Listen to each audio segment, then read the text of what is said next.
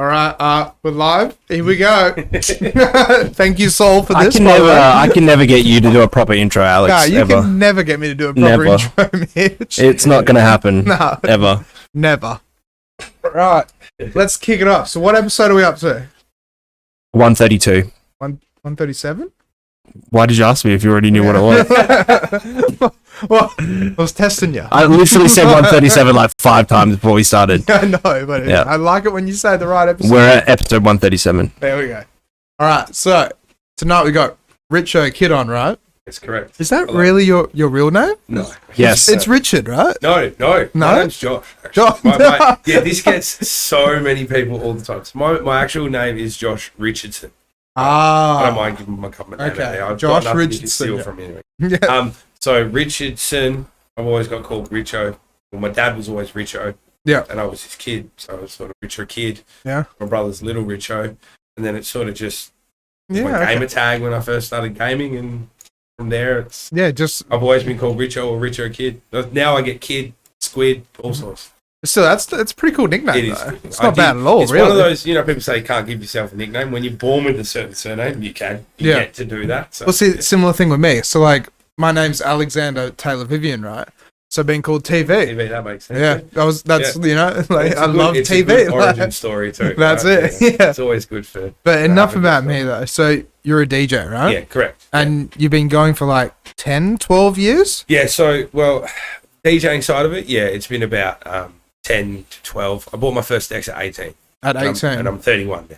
Really? I'm not really good at maths. Yeah, no. Well, are we all? Yeah. So, for 18 years old, went out and got my first set of turntables, put them on lay-by. Yeah. Paid them off every week whenever I got my paycheck, and eventually at Christmas time I picked them up, and all vinyl system. Didn't have digital at the time. What got you into it originally? I'm Like, what was the hip-hop. beginning? Hip hop guy. Yeah, I'm a hip hop guy. Yeah, okay. I love going to shows. It was actually the scratching side of it for me. I don't know if you've ever heard of the DMC competition. It's basically a competitive DJ competition where DJs do scratch routines. Yeah. So they just get different records and cut them up, but make it sound good. Yeah. Essentially. Because what does DMC stand for? It's like digital mix scratching or something? Yeah, I can't. Well, say it wouldn't be digital because it's on record. No. So DMC is short for Disco Mix Club. There you go. That Disco makes sense. Mix Club. I should know Okay. that makes sense. Disco Mix I never Club. would have guessed that. No, but- neither would I. So But it started with that. Sort then. of started watching them because obviously everyone knows. Well, OGs know that hip hop came from the DJ Kool Herc. Yeah. Birthed hip hop back in New York, or wherever it was back in the day. Yeah. The rappers were sort of secondary to the DJs back when it first started. The rappers were there to hype up the DJs. They were the hype man. Yeah, of course. To sort of draw attention to DJs. Now, obviously that changed over time, but I was always drawn to DJs. I don't know what it was. Watching them cut up records and make It's pretty fun. incredible sounds, out of nowhere. I've always looked at turntables and the mixer like because you can do so much with it. And That's especially exactly it. nowadays, as far as technology's come, you Yeah. can do so much more. So many people don't think that way. No. But it is an instrument. From day one, I've always seen it that way. So obviously with DMC, they've got 2 categories now. Originally, it was just the vinyl, 2 turntables and a mixer. Yep. Now they've also got the digital category, so people can use effects and Okay. play a lot more. So And like jump around the track and it do the adds whole so thing. much more stuff to it. Add cue points and add like pop cues samples. and, stuff like that, and samples and stuff, so that it becomes less of just a scratch routine and more of an entire mix routine. Yeah. And that also, when I started to look into DJing, it went away from just the scratching side of it and learning how to beat match, mix, and actually make it sound good. Make it sound good. Work songs together. Transitions and stuff like that. I started looking into those and understanding that a little bit more. All on vinyl, mind you. Yeah. So I had a bunch of different hip hop records that were nowhere near the right BPMs, not even close to each other. I mean, some of them were, but when you're mixing blind and you're mixing by how would ear, you know?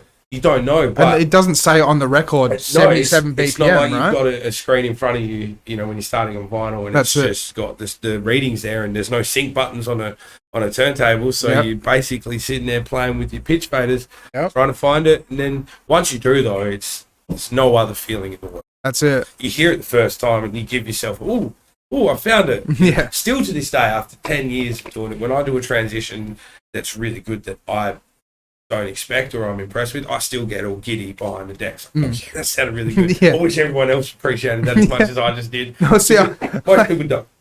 See, I'm the exact same as well, because like I just go out and I freestyle things, right?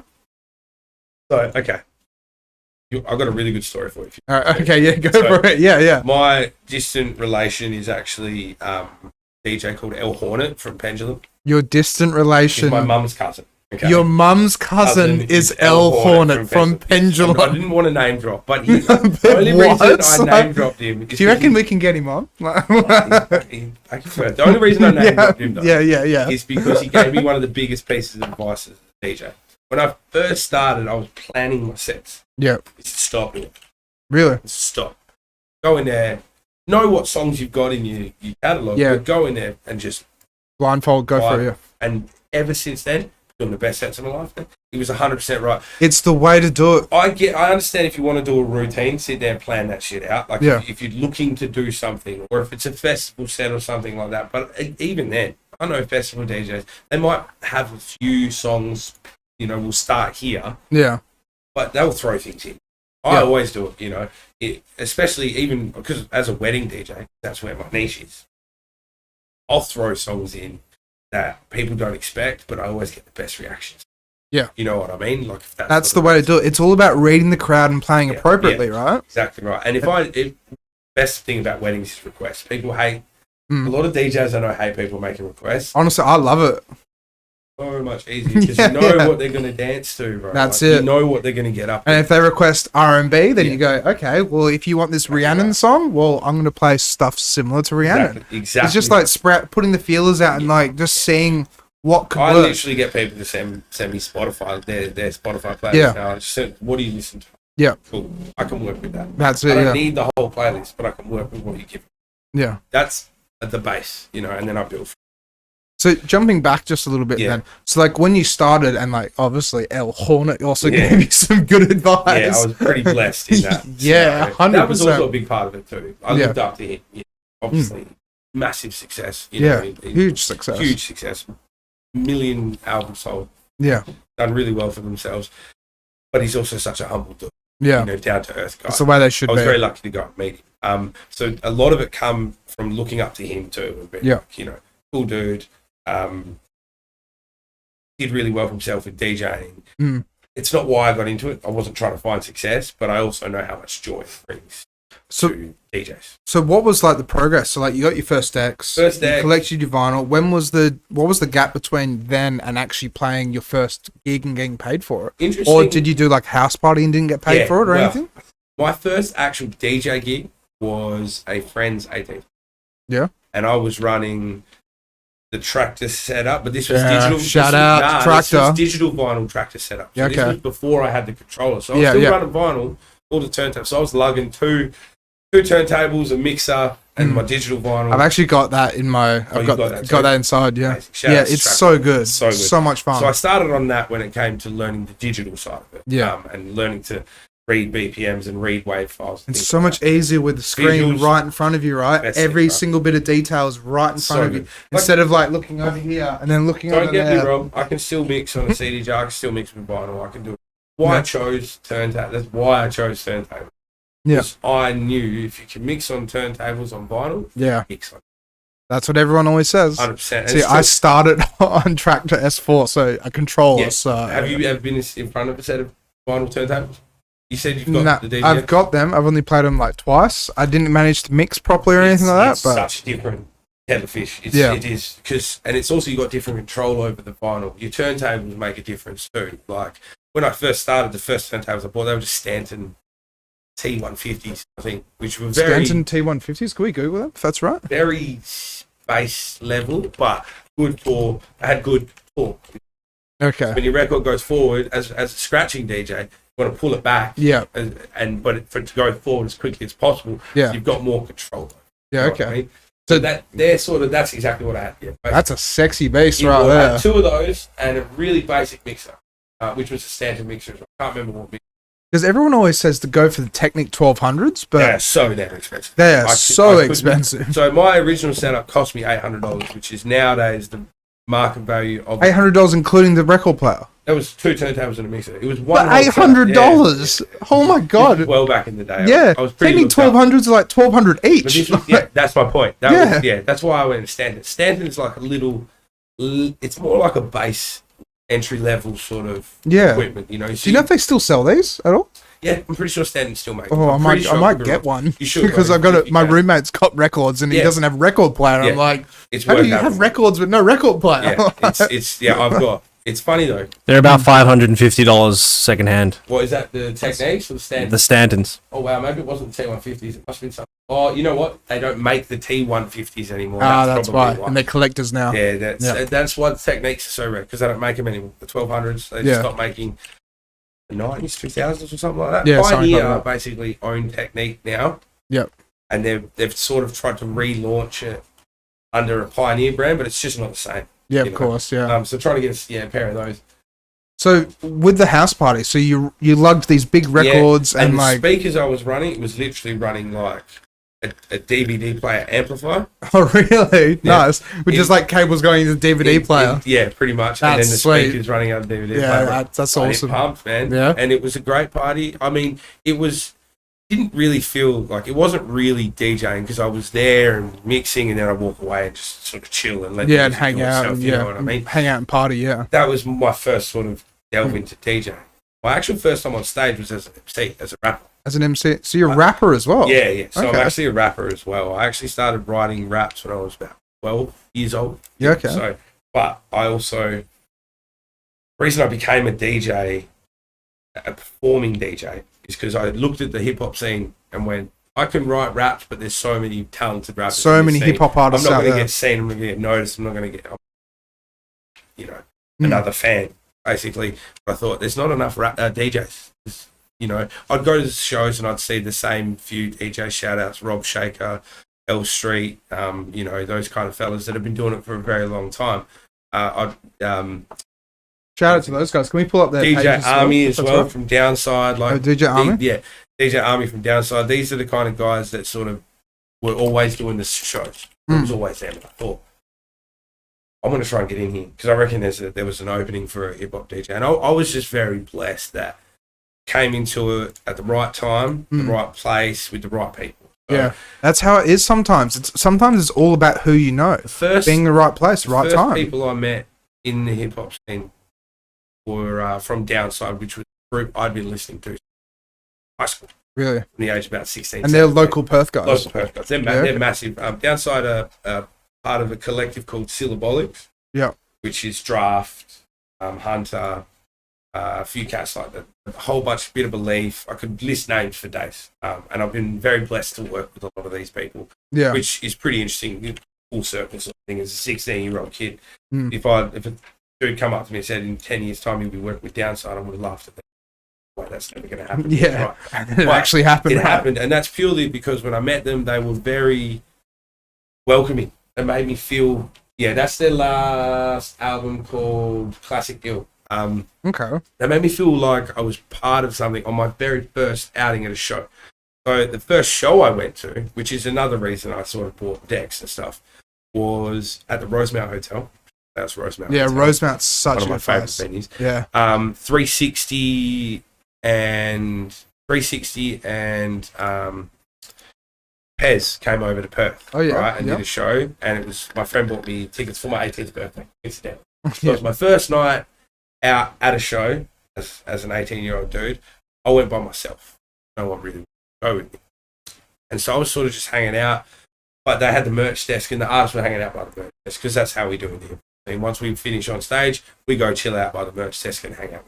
And do they ever sign some of the merch or anything? All this merch. Yep. But I came over and told them I was a massive fan, and they just, like I said, they just made me feel like I was straight away. Like, oh, thanks for coming, bro. Nice to meet you. Like, asking for a photo, they're like, sure, no worries. That's the way to do it. Next time I seen them, they remembered my name, things like that, Made me feel so welcome. So I was like, not only is there an opportunity for more DJs in this scene, but I want to be a part of this.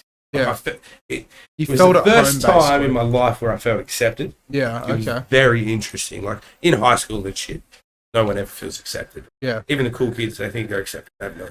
Yeah, of course. Yeah. In the real world. No idea in the real world. High school, like, the shit you have to go through with high school. So many people, they come out of it and they just don't know what they're doing. They don't know what you're doing, right? And it's just kind of like being thrown out into the big open world. And you're like, I needed a place to fit. Yeah. And I felt like the hip hop scene was it. And like I said, it was almost instantaneous. As soon as I was in, I was in. Yeah. And I felt confident enough that I could consider these people, mentors and friends. And that's what I have considered people like Rob Shaker and L Street. It's so good having Optimus. a mentor. They're mentors, and not only are they mentors, but they're also friends and mates. Exactly, yeah. So they'll be, not only will they mentor you, they'll be upfront and honest with you and tell you, this isn't the right way to do things, this is the right way to do things. They'll help you, I've been lucky enough to open for Downsyde 3 or 4 times, probably more, because they always give me the opportunity whenever there is one, which is fantastic. I'm very blessed in that. So I think it all came from wanting to fit in somewhere first. And then just slowly working on shows. After birthdays, I was like, after that first thing, I had people on the dance floor, like, vibing. Yeah, having a good time, yeah. Look back and just thought, this is sick. This is sick. That's Love this. This is the it's like a best bug vibe. you catch it. You just like, yeah. I say to people all the time, there's no better drug in the world than being on stage or making people feel emotion with music. That's why I love it so much as well. When people literally walk away or they come up to you and say like, I've had so much fun tonight. Thank you so much. Weddings, bro, 100%. And it's funny because a lot of people. Well, that's it with weddings, 110%. I went from hip hop to weddings, and people don't. Yeah, that's like contrast. Yeah, right? it's just jumping from different industries almost. But it's almost like I'm lucky in that sense that I get to do both. I've never stepped foot in a club environment where I've gone to do like a 3-hour club set. I could, don't get me wrong, it's just not what I do it for. Clubs are so different, honestly. Clubs are different too, The pay's okay, but the hours are you can't be a full-time club DJ. It is so hard. With weddings, I started Saturday at 5 o'clock by the time I get to the venue, and I'm done by midnight. Yeah. I get to go home and go to bed. I don't have to be getting to the venue at 1 a.m. Yeah.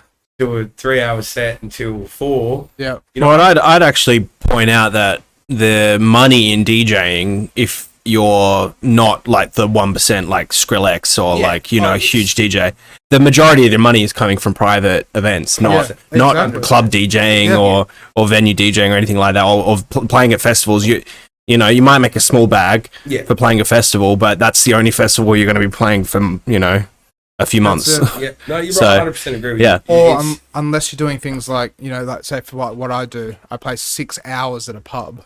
That's different. Exactly right. You're not doing a set. You're a whole vibe, bro. Yeah. You have to though, because you can't.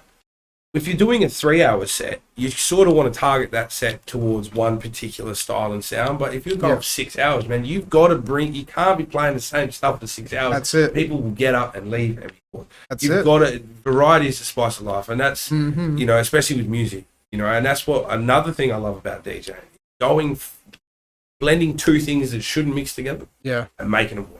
Yeah. It's the best. It's such a good... And we're saying that live mashups. So when people notice... Yeah, and then when someone notices it, and I love it when I'm DJing a wedding and I do a real basic transition. Like, I'll just flick from one side to the other, but it's at the right time. The beat hits perfect. The transition's clean. And then all the girls and the guys on the dance floor go, wow! Yeah. And then I go, yes! Because I've done my job and I feel really good. And it's endorphins running through your brain. Not only because they enjoyed it, but I enjoyed it too. That's it, yeah. It's like a sharing the love almost. It's also like practice, when you do these things and you nail it, next time, okay, that worked really good. As a DJ, I don't particularly remember transitions that I've done in the past until I'm playing that song again and I go, oh, last time I played this, it blended really well with That's this. exactly and it, yeah. It's just a mind of a DJ, man. Yeah. I go to shops and I'll hear a song and I'm like, oh yeah, this will work.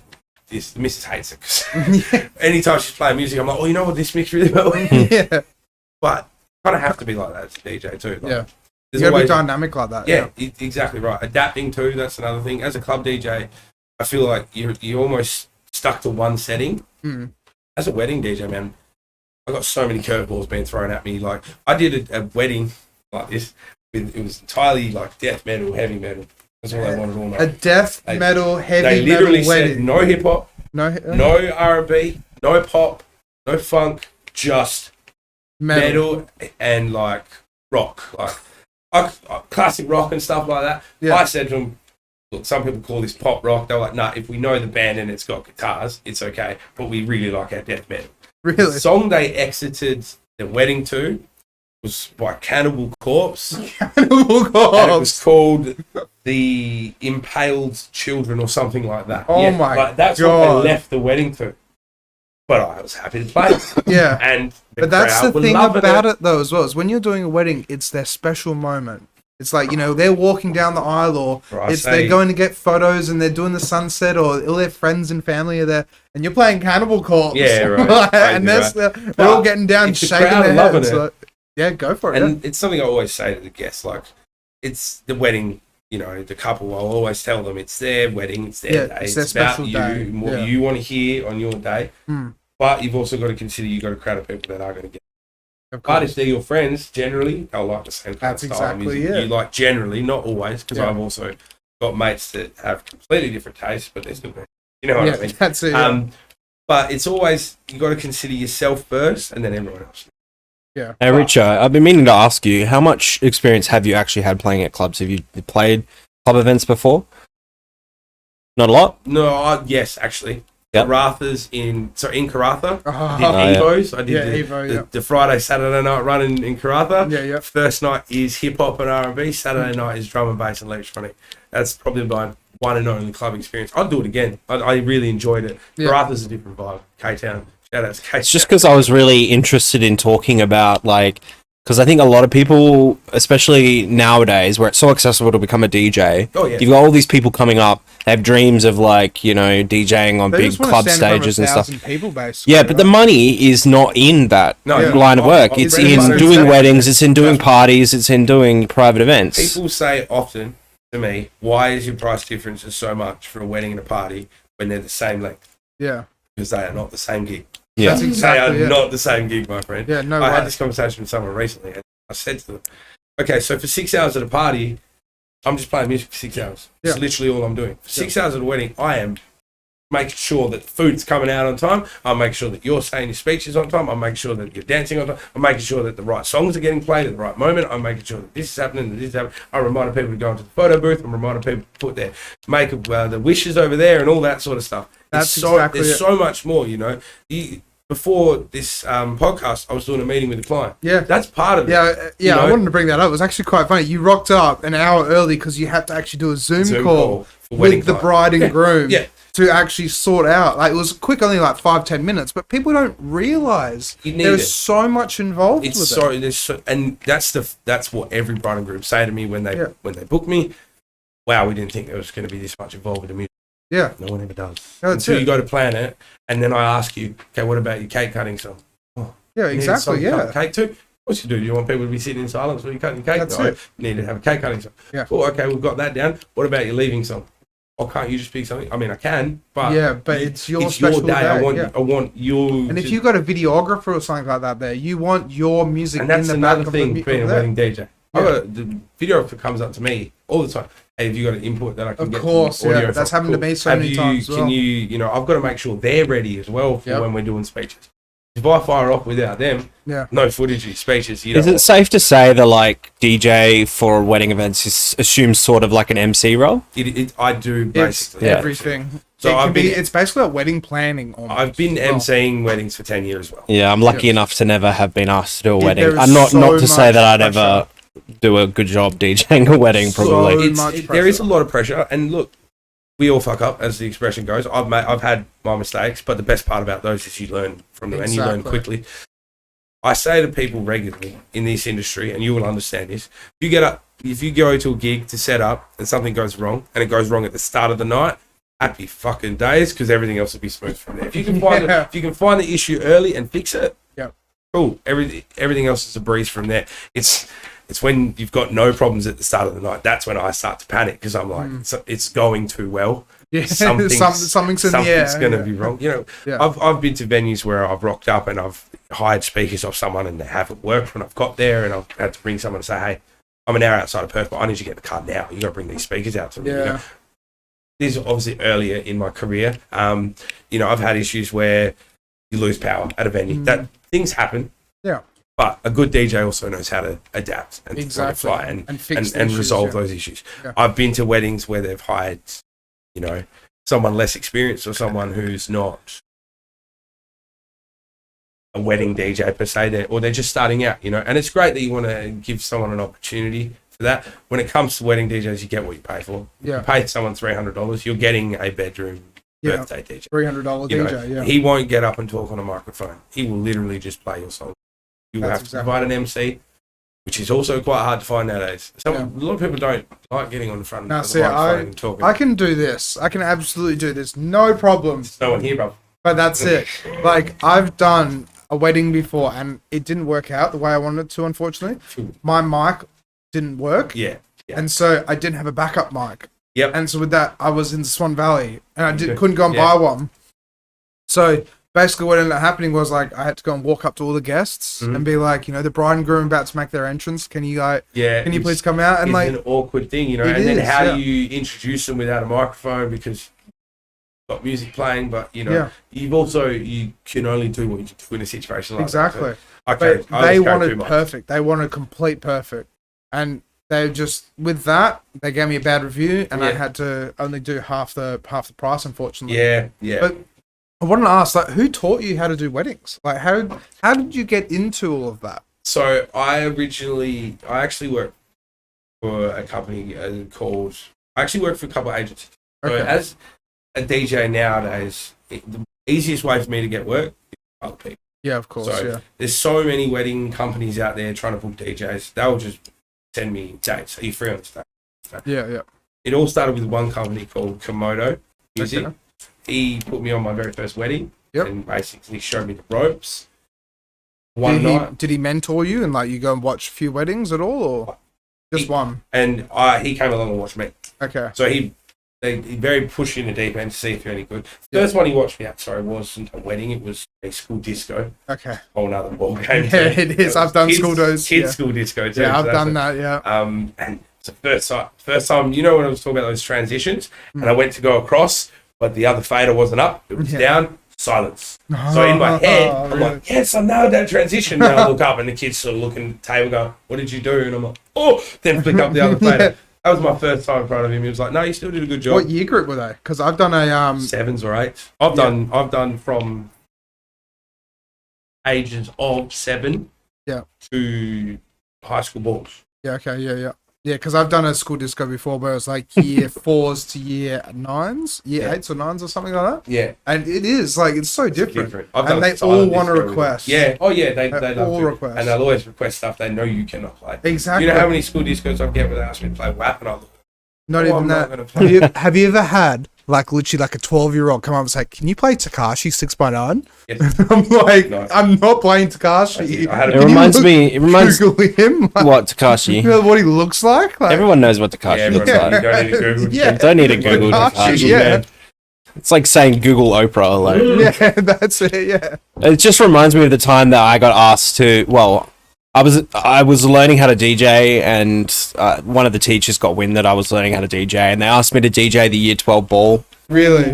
Yeah, I think I lasted 12 minutes on stage, and they got pulled off for playing Bangarang by Skrillex. It's not even that. Yeah, that's not It's that a Christian school. Oh, you're not going to name drop school? Swan Christian College. Okay, back in 2012 ball, I was on stage for 12 minutes, so I got pulled off by the Christian living teacher. So who took over?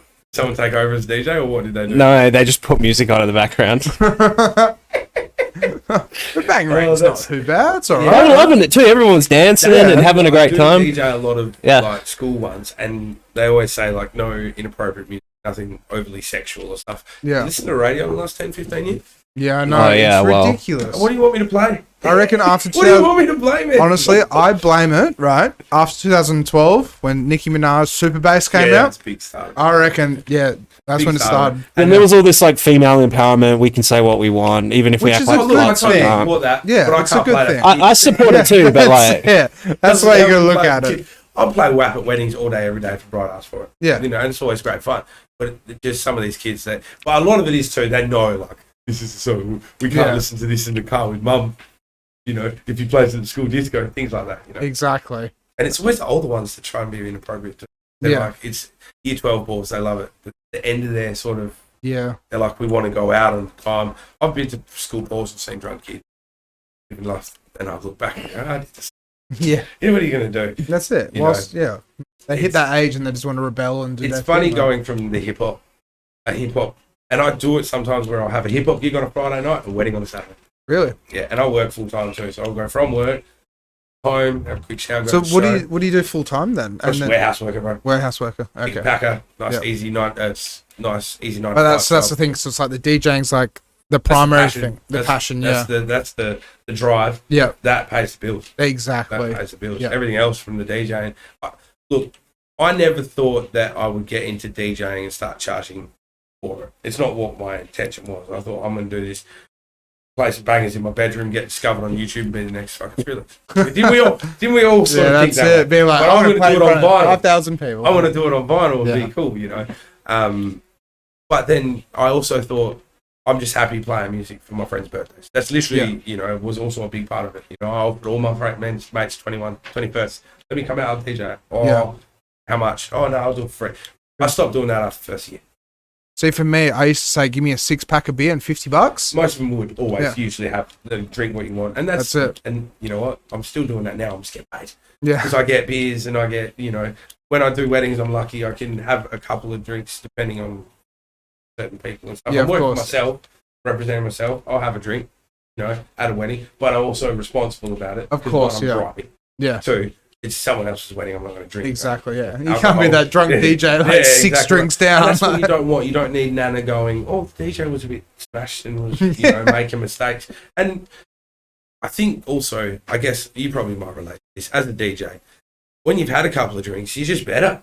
Yeah, like I'm just way better with my mixing and my music selection. I find it's just because it's like it's not that you stop caring, but you kind of get to a point where you're just like, you're a bit more free, you feel a bit more free. So you stop second guessing yourself. That's it. You lose your inhibitions, but there is a line, like you can't go too far. Oh yeah, I know, I've seen it. Yeah. But see, what I always say to some of the guests as well, right, where it's like when you go out and DJ, right, you're kind of the main center of attention. Like when you go and play at a pub or a bar or anything like that, like, no, you still are at a pub or a bar, but not a nightclub. Yeah, no, you're right. Because when you're at a pub or a bar, right, and it's like people are sitting and chilling, but as soon as it's like 8 o'clock, 9 o'clock, you got to try and like get them up. You got to get them up. And I always got weddings, bro. Once the food's finished, you got my job to get them up. And so I'm lucky that we have a queue though. The bride and groom have first dance. Yeah. So once they have their first dance, you bring everyone onto the dance floor. You almost have to do it. So I'm lucky that I have a starting point where everyone's already on the dance floor. I imagine it's much, much harder in that pub environment. You know, especially like a bar bistro pub environment where they're serving food and stuff and people have the option to sit down. Like a venue like Jack's is easy because people are already standing up. That's it. Know? But if it's got an opportunity to sit down, people will. See, that's how so like last week at Long Chim's, I was just DJing. So Long Chim's in the state buildings, right? Yeah. And so I was outside in the courtyard. But I got people dancing, right? But the way I do it, right, is I'm so fixated on the music and I'm so into it that I'm just jigging around, having a good time. They see that and then they go like, he's having a great time. I want to have a great time. I love this song. I'm going to get up. For being on stage in any sort of format, if you're up there... That's it. If you're not into it... The crowd's not going to give you anything. That's exactly it. If you're feeling the energy, your energy, you literally have an aura. It'll radiate off of you and people will feel it. Yeah. And that's what my best gigs are when I'm feeling it. Yeah. Don't get me wrong. We've all had gigs where you're just not feeling it, you know, and you know you're not feeling it and you know it's not going as well as you wanted it to. Yeah, you might have a few people dancing, but it's not as much as you could because you're not feeling it that day. See, this is something I always love referencing it. I think Mitch's sick of me always saying this, right? But we had a guest on maybe 50 episodes. His name is Genga. Yeah. And he basically broke it down because this guy's like 42. Okay, right? Yeah. He's old, right? But he's been DJing since... Poor Genga, you're not that old, buddy. We still love you. Yeah, he's such an amazing guy. Lots of experience. Beautiful person, right? But he basically said, right, that... if you are having a tough time during the week and say your car gets broken into, someone robs your house, you get beat up, someone steals your stuff or something happens, right? When you go off and DJ, right, you have to basically put a mask on almost. You have to go and be this entertainer. You have to dance and have fun and this and that. You said the keyword entertainer, man. Exactly. It's so much more than just pressing play. Yeah. People think, especially wedding DJ, you just press play. Or why don't we just go with the iPod? Yeah. Please make me laugh. Yeah. Have you ever been to a party where it's just one iPad? No. Everyone go change the song. Of course, constantly. Of course, it's going to happen. Hire a DJ, pay a good one, and you get what you want. That's it. What you need. People don't think about it. They just don't. Until it comes to the planning stage, and then it's like, okay, we need someone to help here. That's where we come in. Yeah. It's about song choice. It is. It's atmosphere. It's so much more about atmosphere. And like you said, I'm getting people up and dancing, right? If I'm not feeling it, they're not feeling it. You can see that. But if I'm feeling it, you can see that too. And that energy radiates off. And it's again with the transition when you hit the right one and they woo and you woo. It's literally just a bounce of energy bouncing off each other. That's it. It's a release of energy.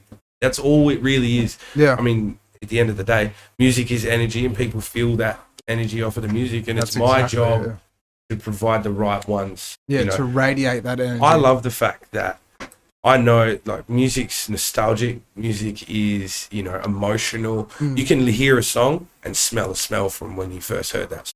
Yeah. There's songs that I know for a fact I hear and they take me back to a certain time. Exactly. Memories, place, memories. I get to, I want to say play with people's emotions because it's wrong choice. I talk about this kind of stuff all the time. Do you know what I'm saying? Yeah. Like, you're not playing with their emotions, but you're trying to... I get to make them feel something with music. That's it. And you make being them able to feel do that is so good. Like you make them feel like just almost like you're just sharing the love almost. Joy. In a way. Yeah, it is 100% a joy in a room. That's why you get the woo girls out there when you do a transition because they feel enjoy. That's it. And it's also so much that they can't keep it in. They have to announce woo like this is great because it's so much instant energy and feeling and emotion and all from just music. It's crazy. Other people's music, not even it's even better when it's your own. I'm lucky that I've been able to perform original music, on stage. Really? Do you have original music? Yeah. So I released the EP in February of this year. Yeah, the 2nd of Feb 2022. Okay. Like 2. Yeah, that's literally the date it was released. So, and it's been out since then, and I've dropped a couple music videos. But I've also been lucky enough to perform it for a few people. Like I opened up for Omac not too long ago and did a 15-minute set of my own original material. That's really cool. I remember the first time I performed any of my original material from the album after people had heard it and the audience sang it. They sang it back. They sang the lyrics back to me for the first time and it stopped me in my tracks. Yeah, I was on stage, oh, whoa. But see, that's the thing is when you're playing music, it's so different when you're singing music and they sing it back at you. It just hits you in the heart, right? Shocked me completely. And it did. I was like, wow. And then my whole performance went up a whole other level because, again, it's just their energy. I felt their energy and then they felt mine, Yeah. People just don't realize how, spiritual it is. It is. It's just very it's spiritual. An experience. There's actually, there's been studies recently on music, using music to treat Alzheimer's patients and dementia patients, which I've been really interested in reading about lately. It basically says that if you get like an Alzheimer's patient or a dementia patient who's really had issues with their music, with their memory, older songs, music therapy, that's exactly what they call it. Older songs from their childhood and stuff can actually trigger memories. Yeah. With people who are having issues with their memories. Which makes sense, And I think it's such a powerful tool that people don't realize. Yeah. Music is so spiritually connected to your brain, your heart, your soul, your body, your mind. Everything. I was even telling a friend recently as well, where it's like if you listen to music, some people actually can get goosebumps from specific songs and just makes... I still do to this day. Yeah. Bro, my favourite is when I get goosebumps from my mate's music. Always happens. Whenever I hear my mate's song, like a new one or something, and it's a real emotional one, my arms prick up straight away. That's it, because it moves you, right? Exactly. And it makes you just feel. Music's also frequencies, right? That's it. Music vibrates at frequencies, as do everybody else. Everything vibrates at a certain frequency. That's why music's so spiritual. Yeah. Because if you can find the right frequencies between each other, it just makes you feel a certain way. There's frequencies that you can listen to help you sleep. Yep. It's not really music, but it's just a particular tone. Yeah. You know, frequencies to help you feel less nauseous. If you're feeling nauseous, I've used them. They work wonders. You know, really? You can go on YouTube and type in meditation frequency, and it'll just be a low drone, and it can help you meditate. Well, I've heard somewhere that all your senses are connected. Yeah, ears. Yeah, so any of your senses can trigger another sense. Exactly right. In memory. Ears, throat, nose, right? When one goes, they all go, because most of the time everything's connected, and your ears hear your music and put it straight into the brain, which then sends it out to your body, which triggers all those emotions. I mean, I'm no music scientist, but that's my this theory is getting into deep, but I like it. I'll always get deep on chat. If anyone's in the comments and has any more experience on that, let us know. Yeah, that would be cool. Definitely, yeah. But yeah, so performing your own music is a whole nother, like you said, that's a whole nother vibe. So how much music have you released, and how much have you written? And so tell us all about that. My first actual official project was a mixtape, because this was back in the mixtape era, when all the rappers were dropping, free releases online, and I'd recorded myself in my bedroom with my own setup. It's all jack beats. So when I say jack beats, basically cover beats or beats off of YouTube that you've just ripped directly and spat over. There's no real production process to it. Literally Reaper, one track beat, one track vocals, because I was very young and starting out. And this is how I learnt how to structure songs. This is how I learned how to record. I remember the first time I went to record in someone else's studio, got in there. He's like, okay, start with when I hit play, you can start, your verse. And I spat the whole verse, the chorus, the second verse, the chorus, and the third verse in one take. In one take. Because I didn't know any better that you really should be doing it in sections, breaking it down. Verse and maybe some ad-libs, or I know rappers that punch in.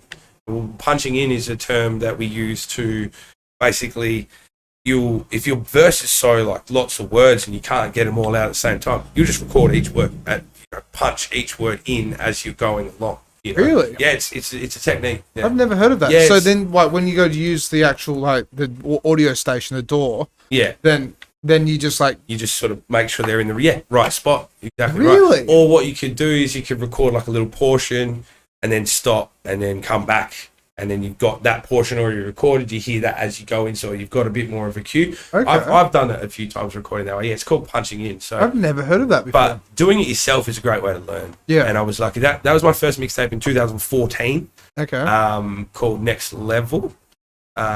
Which was probably 20 tracks, a whole bunch. There was 2 originals on there, which one of them I have, Relapse. I have the music video up. That's one of the originals that was on there. Okay. Which was 9 years ago I did this music video.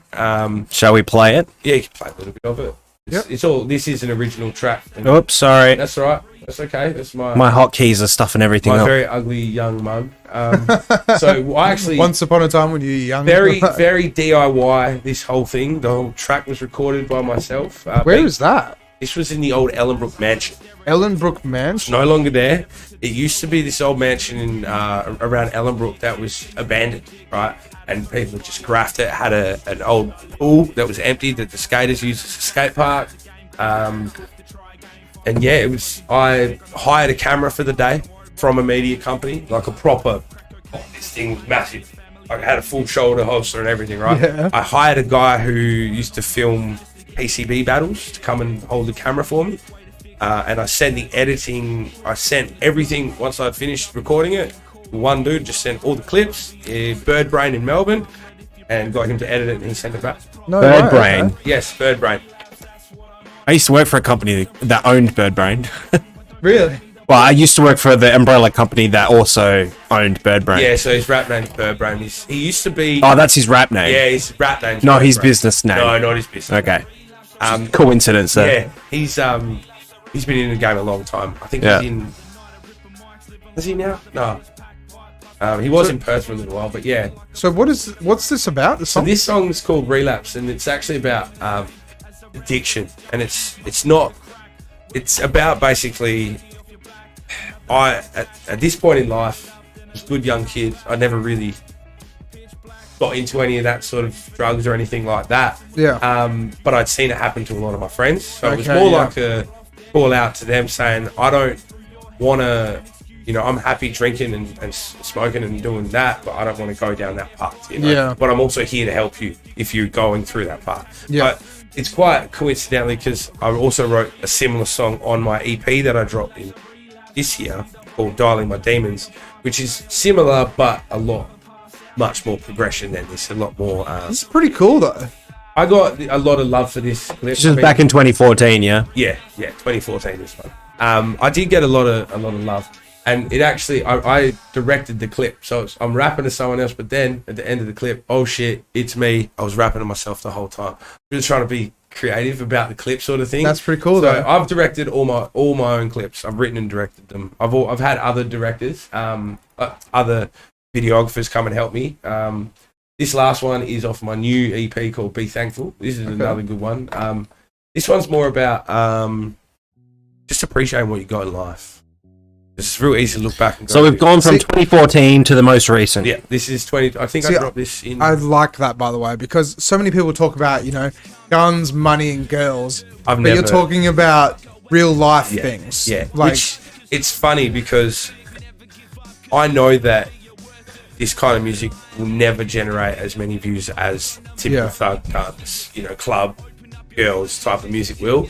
But I don't care about that because I know for every one or two people that I touch with this, that's enough. Yeah, I've had people message me in my life and say, "You've saved my life with your music." That's good. That's awesome. And you know what? I respond, "No, you just saved my life with that comment." Really? Yeah, because it keeps me going, man. Like, yeah, that shit keeps me getting up every day and going, I've got strangers in the world that I've never met that are listening to my music, and it's making them feel something. It's making them feel alive. It's making them reconsider, a terrible decision they might want to make. Yeah. It's I know how music can affect people, and being able to do that with my own original lyrics, like, I'm blessed. And that's basically what this says, And it's not just that, like, we all go through so much in life. Yeah. It's hard, it's easy to focus on all the shit and all the negative stuff. All the bad stuff. It doesn't really help you get anywhere. That's but it, if you start and it affects the others around you as 100%. Well. I find that I'm a big follower in the law of attraction and the secret, and one of their two biggest rules, gratitude, man. Gratitude? Just be grateful for what you've got, and then the things that you want eventually make their way there. Yeah. Because how can you expect more if you don't already appreciate it? That's exactly it, yeah. And that's the approach I take to my music. That's the approach I take to my life in general. Whenever someone's given me an opportunity, even now, I get hit up from, because I've been doing it a bit longer now. It's 10 years or 12 years or whatever. I'm considered somewhat of a veteran. I don't like using that term because people that I looked up to are considered veterans in my eyes. Yeah. So to me, it's weird to be considered that term. But I work with a lot of younger MCs now, and I'm grateful for that in myself, even though they might be grateful that I'm helping, because they've come up to me like. Are you grateful or thankful? Both. Both. Yeah. But it's good though, because it's like you're a peer basically. Yeah, and, it is. And you're mentoring and you're helping push them in the right direction. Not push them, guide them in the right direction. Exactly basically. right. But they're also giving me an opportunity to work with new talent, discover new talent. There's been so many times I've walked off stage like, bro, you're an incredible talent. I've never met you or heard you before. Yeah. Thank you for the chance, for me to DJ your set. And they'll always turn around and say, no, bro, thank you, because without a DJ, hip-hop shows don't happen. That's it, and people forget that too. There's been many people that will forget that hip-hop shows don't happen without a DJ. You can get a bunch of rappers in a room. Who's going to play the beat? Okay, look, you can get anyone to play beats. Don't get me wrong. You really can. But I do so much more than that on stage. I'm a host. I'll always, when I'm DJing, automatically, I'm hosting the show. Like if I'm on stage behind the decks for the whole night, I might as well talk to the crowd. I might as well introduce the acts. I might as well get the crowd hyped up for the next act. And when I do that, the acts thank me for it, because you ever walked out stage onto cricket? It sucks. That's exactly it, yeah. And if you don't have a DJ or a good host that's not hyping up the crowd before their sets, run the risk of, these guys aren't interested because no one's given them, you just walk out and hit play on a beat. No one's really, that's it, yeah. It's not, the crowd's not into it almost. Go, guys, ladies and gentlemen, come forward to the front of the stage.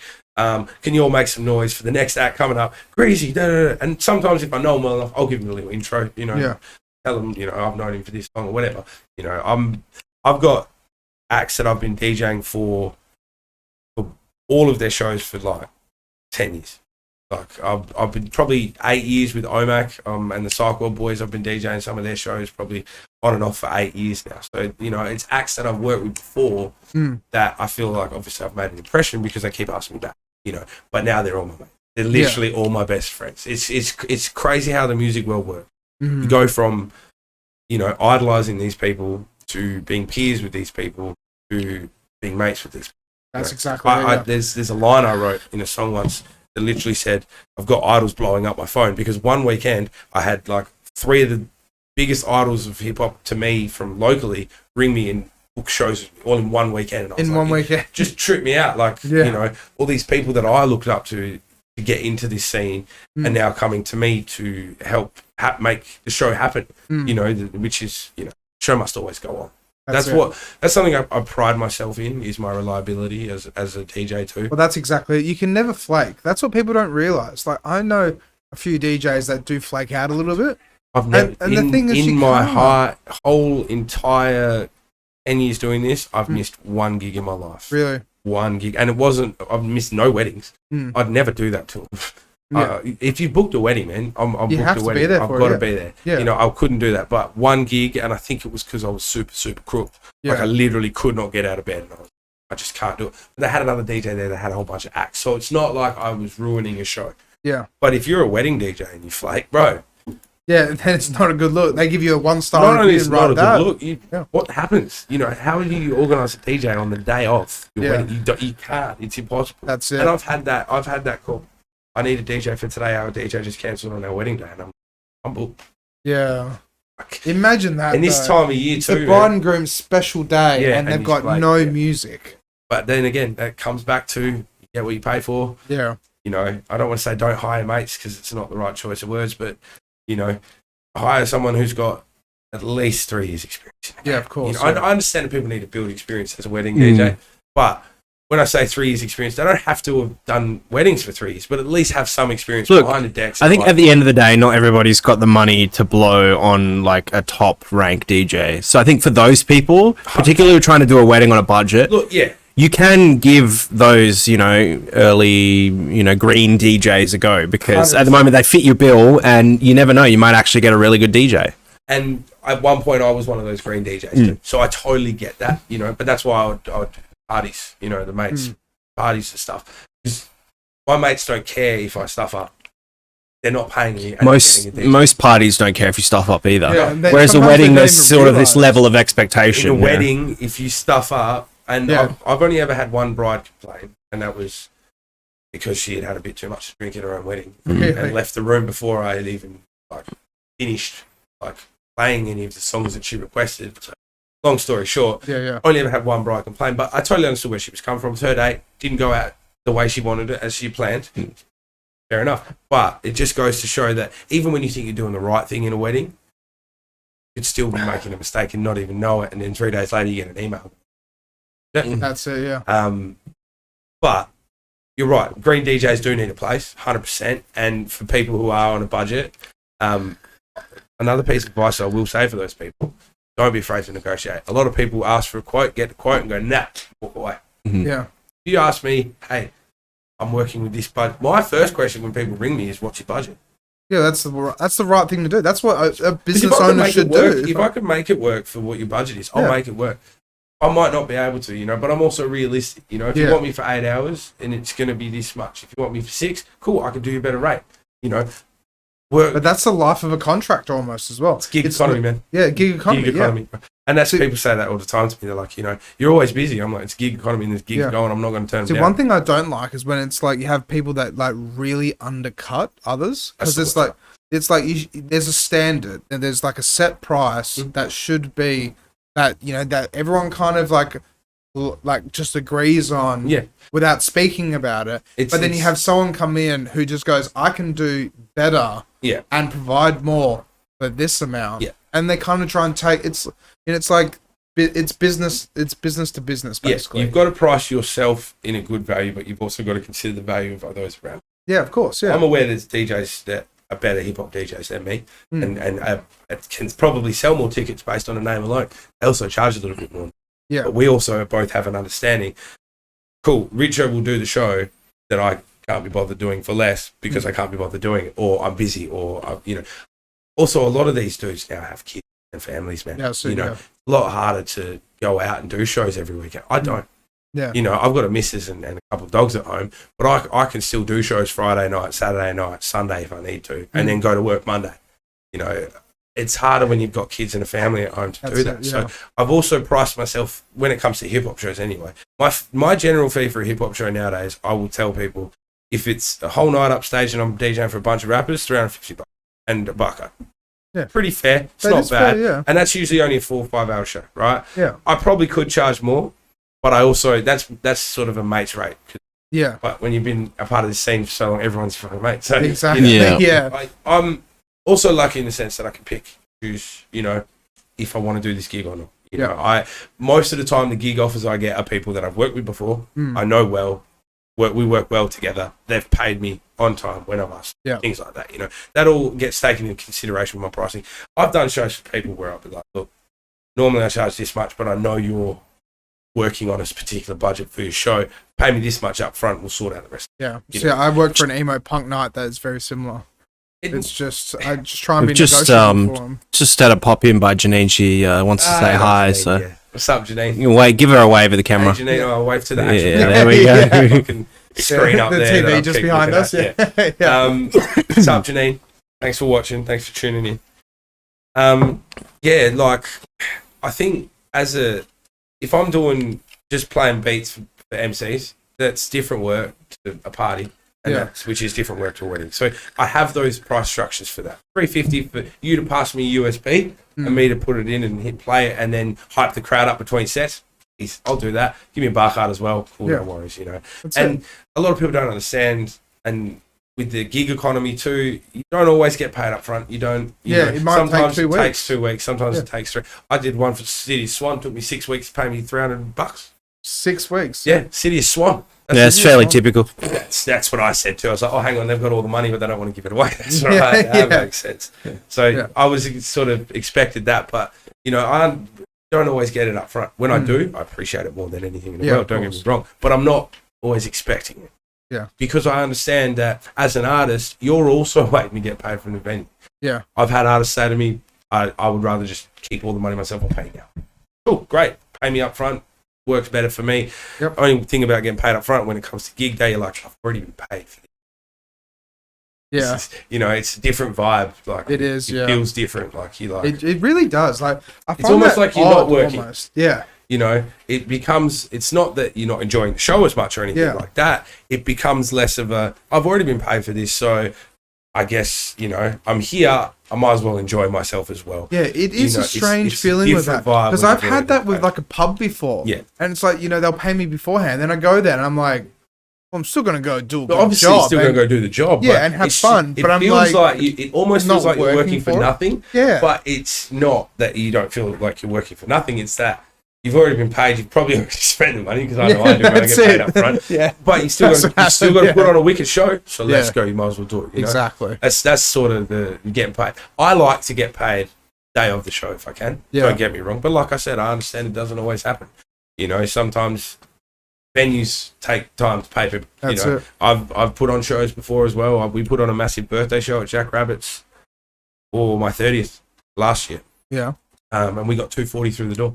240, really? Yeah, massive numbers, bro. That's not bad. It was huge. We were really very lucky. That was the first show I ever promoted on my own back, right? Really? I was very lucky that the missus has done promotions before, so she helped me.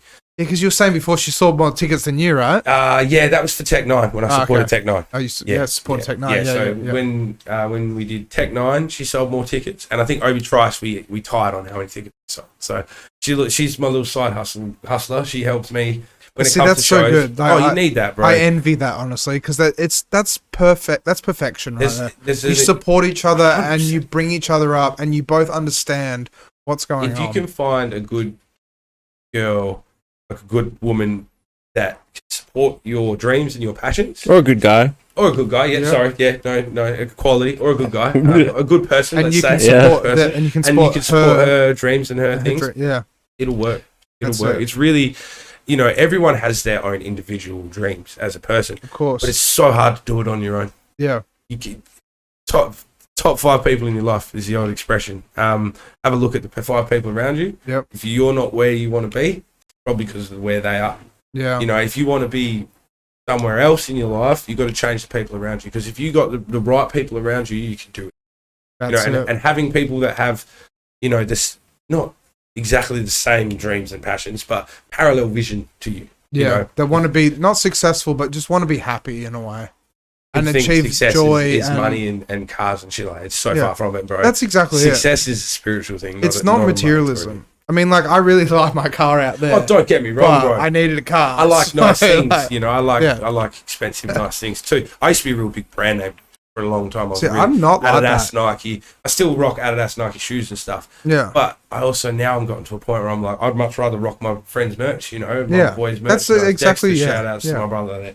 I'd rather rock their merchandise, and because at the end of the day, it's just a piece of fabric. Yeah. It doesn't change who you are as a person. It doesn't change your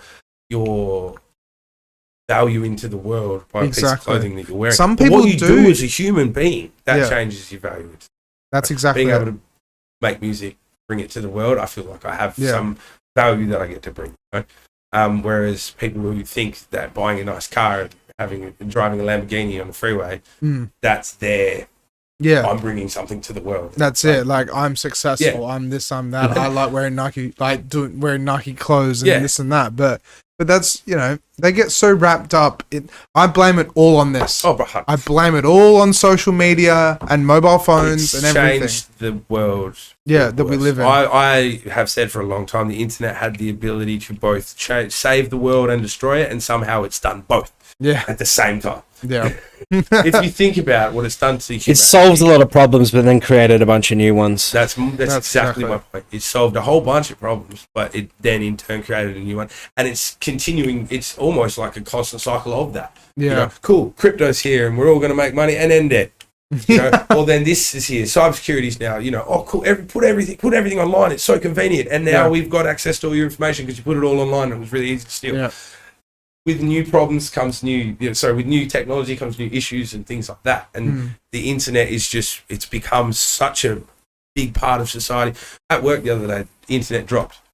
Everything, the whole day was like, you can't do anything now. Yeah. I couldn't scroll my phone on Facebook, or, couldn't listen to music because Spotify, couldn't do anything because we had no internet. Couldn't ship orders, couldn't pick anything because everything's connected to the internet nowadays. Yep. And it's like, wow, man, how quickly as a species did we go from being okay without it to we are now completely... It's the same with, like, this same argument it can be made for DJing, in that, like, we went from vinyl to now we have USBs. Now we have the ability essentially for the software to run the whole thing. They've got AI. They're working on AI DJs already. Yeah, they've got DJs that are self-mixing. I know that, like, it scares crap. Algorithm DJ has a feature now in their DJ software where instead of doing low, mids, and highs, it actually isolates the drum pattern and the bass, the midsection. Just released something similar called stems. Exactly the same. Stems, literally you can same thing.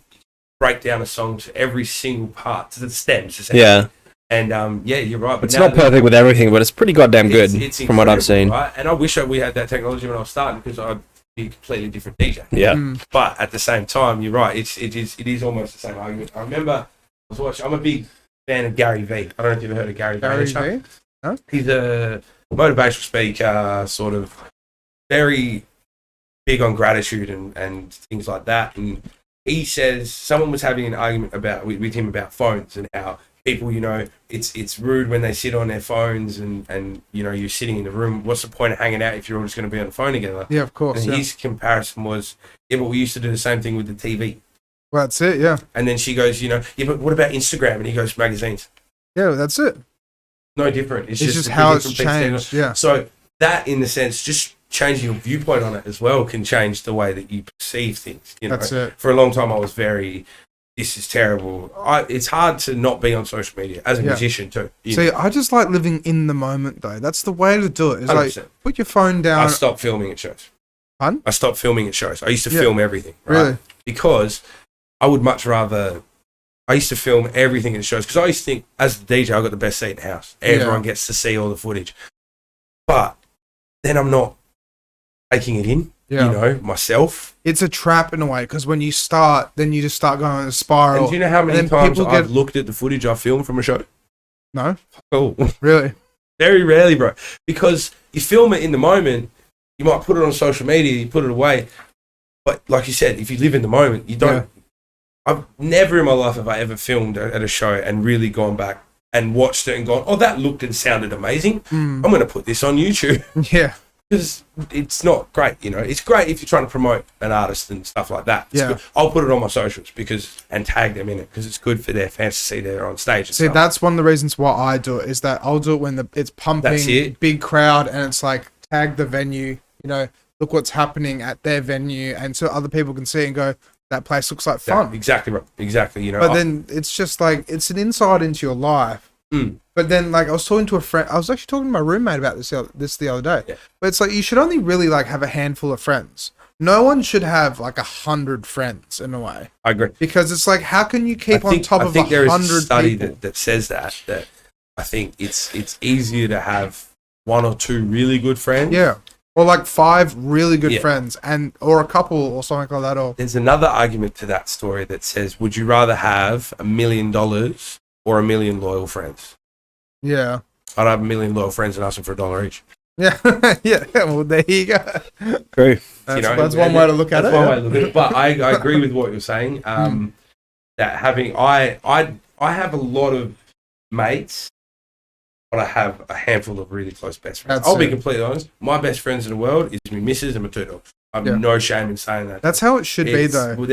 Your girlfriend or your wife should be your best friend. My missus, Taya, and my 2 puppies, Lulu and Theo, are my 3 best friends. Yeah. Then I've got a couple boys that I consider, they're my boys, my bros. If I need a bro-on-bro conversation, I've got them. Yeah. That's it. Everyone else is still a friend. I still consider these people friends and stuff. I can't. It's hard to keep up with everybody. Yeah. I care about every single person that I come across in my life. But I only really keep in touch regularly with this handful because of that reason. It's much better to have a small group. A lot of people don't realize as well that sometimes with the DJing or hospitality or entertainment and nightlife, it can get quite lonely as well. And when you've got someone that supports you and understands that, you've had a bad night, don't worry, I'm here for you. 100%, bro. There's been nights. Well, that's just romance, Alex. Well, that is romance. I think it's hard to have that romantic, and this is what I was about to say. There's been weekends, man, where, because my missus works in retail, so she works Saturday day. I got Saturday night weddings.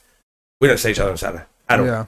She, in the morning for maybe an hour before she goes to work. Saturday's right off, basically, if I've got a wedding. So Sundays is our basically only day together. So it's hard to be supportive in that scenario when we hardly see each other some weeks. You know what I mean? Or if they're flat out busy. But she's very supportive of it. I think, she appreciates that. She sees it's hard work, that I'm working hard and, I do it for us, obviously, for our life. But at the same time, it's passion for me and I still have a really good time doing it. Yeah. I very rarely do I leave a wedding and go home and go to bed and go to sleep. Yeah. Can't. Too hyped. Way too hyped. After I finish DJing a wedding, I sit up for a couple of hours. I have to have beers in the fridge after the wedding so I can go to sleep. Really? Yeah. I'm serious. Like I'll when you finish work and you crack a beer, it's the same when I finish weddings. Like for me, as soon as I finish gig, I just want to go to bed. I can't sleep, I just want to get in bed and cuddle up next to someone and just pass out. I don't know if it's because I'm still feeling the energy from, I'm doing weddings with 100 to 200 people. I think the biggest I've done was 350. Really? You know what? I'm the same. Like when I come back from an event or a party, not necessarily what I'm DJing at, I can't fall asleep as soon as I get home. I need to be up for another hour or 2 hours to to unwind. It's an unwind time. Yeah. I'll literally come home, missus asleep, dogs are on the bed. I'm like, I won't even bother going in there. My spot's taken already. They know when I'm working. else take the spot. And I'll sit up in the lounge room and I'll chuck on YouTube and I'll just watch a couple of YouTube videos, maybe play some Switch, have a couple of beers, look up, it's 2 o'clock. Cool, I'll go to bed. Yeah, I don't know about drinking the beers though. That might be a bit unhealthy. I'm not a very healthy person. Well, yeah, I'm the same, but I do it with weed, not with alcohol. I do that too. Weed puts me to sleep. I like to combine the two. Alcohol doesn't. If I kept drinking, I would just stay awake. Yeah, I don't know. Alcohol does this thing to me. It's beers though. I only drink beer because anything else, I don't know what my reaction is going to be. See, for me, I just literally just get home. I put a movie. I don't even put a movie on. I just have a shower, put my headphones on, or like put some quiet music on, or put something really quiet on in the background. And then just lay there and I just pat my cat and just fall asleep. I can't do it. I need stimulation. I don't know if it's, I don't know, maybe because I'm like, being at a wedding too, it's constant, just go. Well, have you ever counted your steps from doing a wedding or doing a gig? I should, but I haven't. See, I've never actually looked at it. You should, because I reckon there'd be a few. For me, like when we were saying about the dancing and being energetic and being the entertainer, right? Like the most amount of steps I've done in one night, I've done 24,000. That's crazy. Yeah, that's crazy. And that's why I said, like, when I get home, I'll have I just to buy die. Like, See, with weddings, I'm pretty stationary. Yeah. But see, I'm tapping my foot, I'm dancing. Yeah, I move around. I do move around.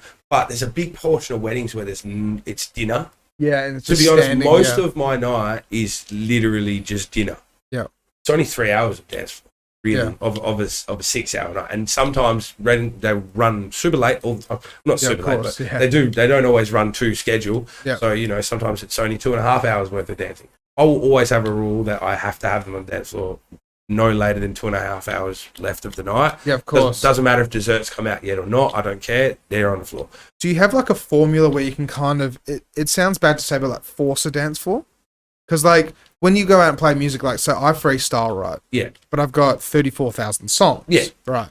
And so out of those 34,000 songs, I've got a playlist of about 17,000 songs. Go-tos? Which are not my go-tos, but my pub, bar, nightclub, wedding kind of stuff, right? Yeah.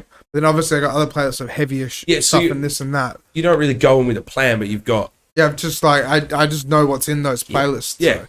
But then it's like, say, if I want to get a dance floor, I know that if I combine 5 songs in this specific way, people will just like turn their heads and be like, that was awesome. Okay, I'm going to get up now. Every good DJ should have that. Yeah.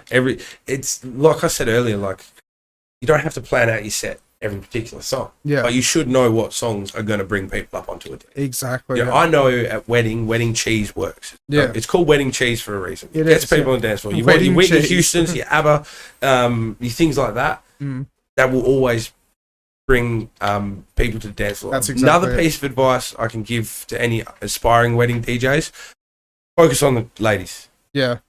Don't play for the fellas. Play for the ladies. That's what I got told right in the beginning. Play for the ladies. If you get the girls dancing, the boys will want to dance with the girls. 100%. So that's how it is. Play the ladies. Girls like to dance. The boys won't. Remember, ladies, you got powerful ability on the dance floor. Yes, you do. 100%, ladies. You want to pack a dance floor.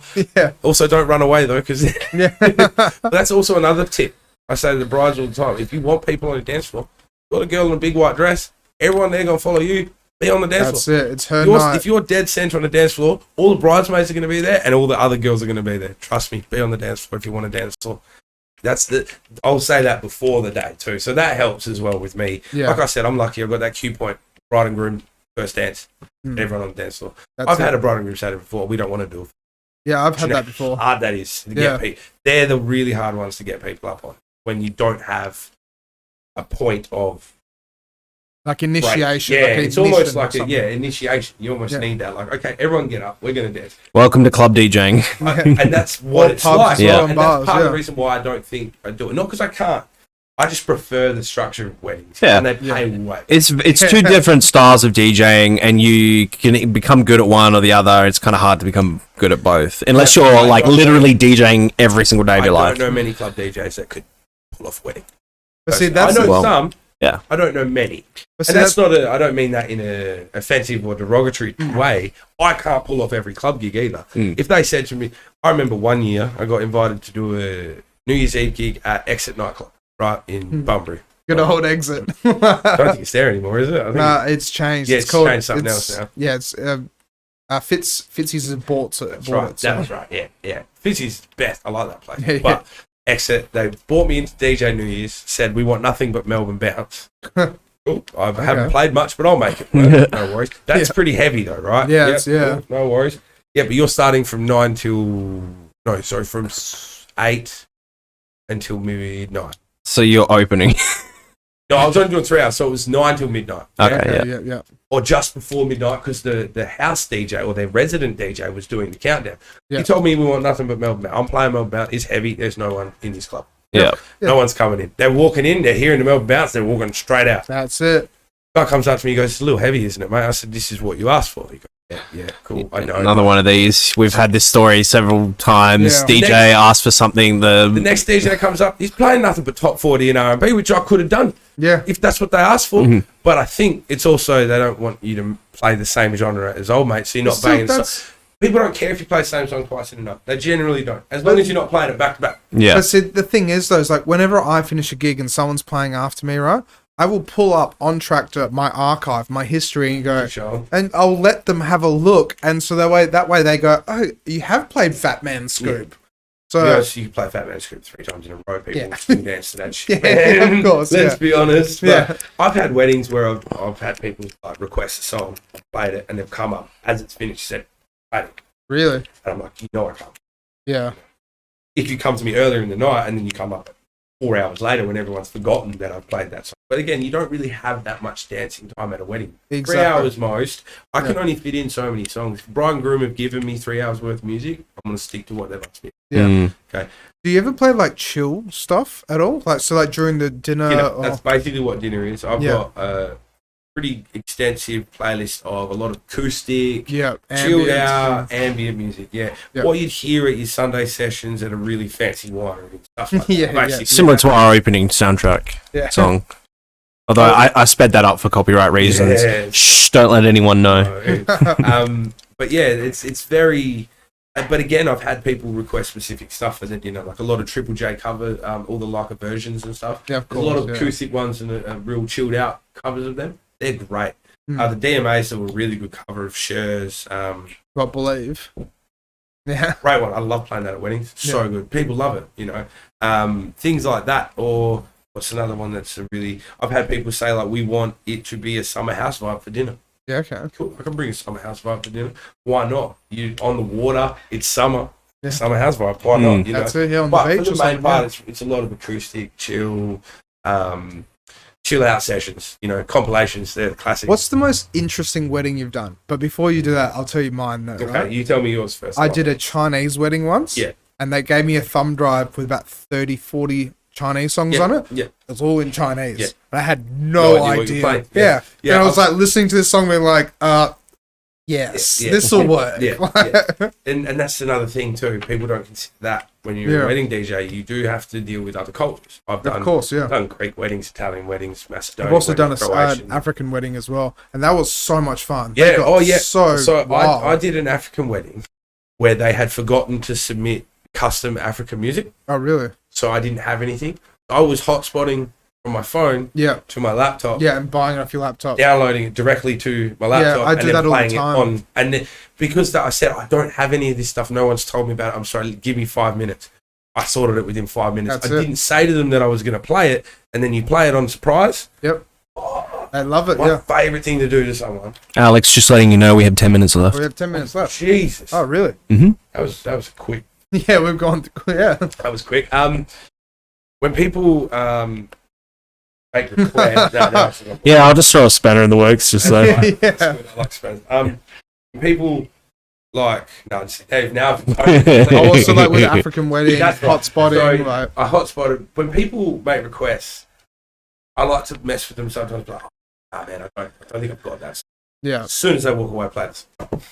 Really? The reaction's so much fun. Really? Because they look at you like, you said you didn't have it. And you do. And they run back to the dance floor and I guarantee you'll get them on the dance floor that way. Yeah, of course, yeah. It's fun to let them walk away and think. See, I always say, give me 3 or 4 songs, and then it might be even 5 songs. But it's just like, if someone says, "Can you play No Diggity?" I had this at the Guildford Hotel the other day. I was at 125 BPM. Yeah. No Diggity's like 83 or something like that, right? Yeah. And I was like, "How do I work this out?" But what I did was like after maybe 10 songs, she got a little bit upset and annoyed at me. But I do this thing where I'll play like say the Pokemon theme song or Austin Powers theme song, and it's just like changes the whole atmosphere. And then go straight into something similar, and then into her song. And she loved it. People don't really understand that too. I get that all the time. Can you play a song? Can you play it now? That's it. Yeah. Like, no, I can't. Yeah. Because I'm up here right now. You want me to be here? I do the exact same thing. First. I just say like, look, I'm up here. If I play it, it's just not going to work. Let me go like that. There are ways to make it work. I like to use a lot of effects for things like that. Like I'll put a delay effect. But it's the energy. You got to kind of match the energy. That's where the key is. Exactly right. It's matching energy, and that is hard to do sometimes when the BPMs are so far away. Yeah. But I will always try and work my way there. Of course. I mean, it's the fun of DJing. Always rise. People. You know, the mix should always rise. In my opinion, start low, get higher in the BPM. You don't have to go straight in that direction. You can come up and down a little bit, but I always think you should finish with the highest energy. There is I like in my set is I'll build it up in the speed and then I'll half time it and then start building up again. I like to, when it comes to dancing, I'll start the middle at about 102. Yeah. Because then you can go either way and it's really easy to come back to where you were. So whenever I start, I always like just tap on the mixing desk and I go, okay, 123. Start at 123 and then I'll just play with it from there, because that's what they've been listening to previously. Yeah, I'm with you. That's smart. That's clever. Yeah. I like that every DJ has their own way to do it. Yeah. What's the word? Yeah, way or their own niches of doing things. You know, I got no wedding DJs that put a pad out, so make your requests. I do that. Some venues I actually take a whiteboard with me. I like doing it because I like the personal interaction. I love the whiteboard. I totally can imagine, because people write it down, you play it, and then you wipe it off. And that's it. What I'll do is I'll walk out the front and I go, I am not playing 50 Cent in the club at a restaurant. Yeah. It's just put a line through it. Look at them, be like, that's something people also don't consider about wedding DJs. There is crowd interaction. There is that trying to interact with people, and that's because you don't know way them. to do it. You know, and you don't know them. They're strangers. You're a stranger to them. They're a stranger. You'll never see them again either. Very rarely. I've been to a couple weddings where I've been. You were at the last wedding I DJ. This is awkward because now I'm going to play a couple songs that you already heard. Yeah. But I've very rarely have I run into multiple people that I've DJed for or have been at weddings. You know, I've been lucky in the sense that I've been to a wedding where I've DJed and I've heard someone say, "Oh, I've seen this guy at a wedding before. He's really good," but it's not very often. At all. So that's it. It's one of those things. But that also means that you can just be yourself and put all your energy out there. It's because you aren't going to see them again. That's Who cares if they don't like you that much? But you know, you still have to just have fun with it. That's the key part, man. Yeah. Too many wedding DJs I see are very stuffy and serious. Yeah. You know, not any of the people I know personally, but I've been to weddings where the DJ is very stuffy and very. Yeah, it's just trying to be too professional. Monotonic too. There's no tone in the voice, and it's like you're putting people to sleep. Just to be fun, you got to be funky, and you got to be vocal, and just have a good time. Yeah, personality. You know, we get requests for DJs that are bubbly and you know certain things like that. 4 minutes. I was trying to do it subtly, but sorry. He's doing it. So, just to thank you so much. This has been awesome. It's all right, man. I told you I could waffle. Yeah, this has been really good. We've covered so many topics about everything, honestly. It's been quite a free-flowing chat, too. It hasn't been super duper structured. That's what I love about doing this, though, because, just one example is we had a group called Jonah the Giant Song, and they're doing things. Yeah, they're doing Triple J and all sorts of stuff. They're amazing, right? But they got interviewed by Triple J, and they said that they'd get asked a question and they have 30 seconds and then they get cut off and then next question. I just like freestyling. Free flowing. Just hang out, have a good time. That's what podcasts are built on though, isn't it? Yeah. Like it's just a bunch of people in a room just having shooting a breeze, literally. Well, it's very different on radio because you've only got a certain amount of time between advertising, time limits and things. Everything is time, literally everything. Literally everything is time. That's why they speed up the songs on the radio too, if you hadn't noticed. Really? You ever listen to the song on radio and go, this sounds just like BPM's faster than it should be. Really? I can imagine they'd use that if they're behind a few minutes in their timeline. They're probably like, what if we just bump 5% on the as fucking possible? Because if you shave off like if you shave off 1 second of every song they play out a day, there's probably another 30 minutes of ads in it. Yeah, pretty much. You know I mean? So I swear, if you listen to, if you compare a song on Spotify to the song playing on the radio, it'll be different people. Well, give us a shout if you run a radio station, which I don't think any of our viewers run a radio station. I'll track someone down. Let us know if you do that. We'd love to know. Fact check that one. But so anyway, thank you so much for coming on. Thanks for having me. This has been really good. No, it's been a good chat. It's been a good insight into wedding DJs and just it's like what's the back end of it. Often either. Like I'm normally get invited on things like this because I'm an MC or a hip hop DJ. Yeah. But the passion that you got for it though. Weddings are important. And the understanding as well. It's not about, it's like money and, you know, it kind of, it helps out.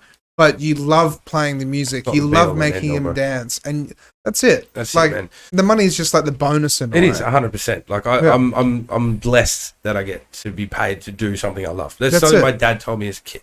If you can, you know, if you find something you love and earn money doing it, you're not going to work a day in your life. That's it. It's not a job. It doesn't feel like work. You know? Yeah. That's it. It's never in the 10 years that I've been doing it ever felt like work. Yeah. You know, even shows, and it might do when you first get in there and you're like, got 6 hours of this that's coming up. But as soon as you start, that all goes away. That's it. Like, it's weird like that. Some days I'm like, I just don't want to do this today. Not because I'm, you know, I might just be in a bad place. And something's happened. Some days you just can't go. You know? But I know once I get there. Yeah, and you get on stage. Completely. You know what I mean? That's it. That's exactly it. And that's the same thing for me as well. It's a very, I'm very blessed in that sense that it's a skill I've learnt over years, and you never master anything in life. I like to say you're always learning. Never truly master, but I've gotten good enough at it that it is enough for me You're a professional. I like to say that I'm a professional wedding DJ. Yes, it feels good to say that because I can say I'm a professional wedding DJ. I've done enough now, probably over 100. Yeah. Probably it's more, a lot of weddings. 150. Yeah. Well, when you've been doing it for that long and it's literally it's seasonal. It's 6 months of the year that you've got consistent work. Yeah. But it's consistent work, That's man. it. I have to turn weddings down. I have to say no to a lot of people. It's too too much. I'm just too booked. And I like to take time for myself sometimes too. That's it. You know, every now and again you got to be like, nope. Work-life balance. That's what I would do as well. It's like, you know, if you've got a partner, then just, you know, you want to go traveling, date nights, movie night. I didn't have a wedding last Saturday, and we went out and had a date night. It was great, you know. Yeah. And it was the first time I'd had off in weeks. Yeah. It's good though, but I'm very passionate about it. I wouldn't stop to it. I'll be that wedding DJ that's in a wheelchair still. Yeah, that's what I want to be as well. That's me. The old guy in the corner of the pub. That's it, bro. Just having a good time. That's it, man. But yeah, thank you so much for coming on. Thanks for having me, man. And really where can people find you, and what have you got coming up? And so what new I've events? actually got a show on Friday. Really? I'm DJing for Counterfeit. Okay. It's a Limp Bizkit cover band at Jack Rabbit Slims. Really? Shout outs to the Counterfeit boys. There's also a Rage Against the Machine cover band playing. And the Peps, the Chili Pepper cover band, are also playing. And I'll be opening the show with a 30-minute to an hour sort of new metal, rock, heavy metal sort of mix. Okay. So that's on Friday. I've got a whole bunch of shows coming up that haven't been announced yet. Just to wait and finalise some details. If you would like to listen to any of my music or find any information about me, find me on Facebook, Spotify, Instagram, all those socials. I also have a link tree which links everything to there. So, you know, if you head to my Facebook page, go to my bio, find the link to everything. So there's my SoundCloud as well. Everything. Yeah, I'm on all the socials. I've got TikToks as well. TikTok's the new one that people are trying to figure out. That's a whole different can of worms. Oh, that's a whole nother hour and a half podcast, brother. Yeah, that is. It really is. Like, it's just... Yeah. I refuse to get TikTok. I've got mates that have done very well with it and have figured out how to use it for their marketing to market their music. Yeah. I haven't figured it out yet. It is a very different kettle of fish. But, you know, you've got to sort of almost have yourself out on everything nowadays for people to get reach. That's it. Reach is limited everywhere. You might as well be on everything. So, exactly. You know. Anyway, cheers for that. Thanks, guys. Thanks again for having me. And in the future as well, we're going to be doing panels. Yeah, I'd love to join the panel. Yeah, dude, you can talk. I told you I can talk, man. I can talk. Yeah, you can talk. And, like, we'll just have a big discussion about weddings, and it'd be a good idea, like wedding and then private functions, or who knows? We'll just do something. Man. That's it. That's exactly right. It's all good, and it's been free flowing like this. It's great because you can just hang out. Any trajectory. Yeah. All right. Cheers for that. Awesome. Thanks. And then, so we're gonna have an episode on Thursday as well. Yep. And his name is, like, because you approached me and asked if you could come on, right? Yeah. And so the thing is like, I've had another guy who approached me and, you know, said he wants to come on. I was like, where is this happening? Like, thank you. Like, it's good because obviously that means that you boys are getting some traction yourself. Like, people are hitting you up. It just means so much. That's good. This is just a hobby for me. We're not making a single dollar out of this. And it's so much fun meeting people and just hanging out. And when you're passionate about it, it doesn't feel like work, like bro, you know. And you're also educating so many people out there, you know, giving people something to, you know, learn from. Yeah. All these artists that you have on here, they've all got different knowledge of the scene and different of the industries and how it all works. We've got a very large repository of information and tips and tricks and life experiences and all that stuff that people can go through now. So exactly right. 136 episodes worth. Is that right? Did I get it right? Yeah, all 90 minutes. So all 90 minutes. There's some. So we've got probably close to 200 hours of there's some content footage so far. Make sure you check it out. Yeah, it's very educational. So shout out to Christopher Walker because he's coming on Thursday. Okay, yeah, sick. Nice. And then we're going to dive into. Tune in on Thursday and check it out. Oh, please do, yeah. Also, shout out to Janine Kite and Taya Marie Neal. That's the misso. Oh, shout out to the misso. Yeah, of course she's waiting to the end to say hello. All right. Awesome. Thanks again, glad guys. You had fun. Yeah, no, it was a really good time. I'll tune in on Thursday and I'd love to come back. Yeah, for sure. Yeah.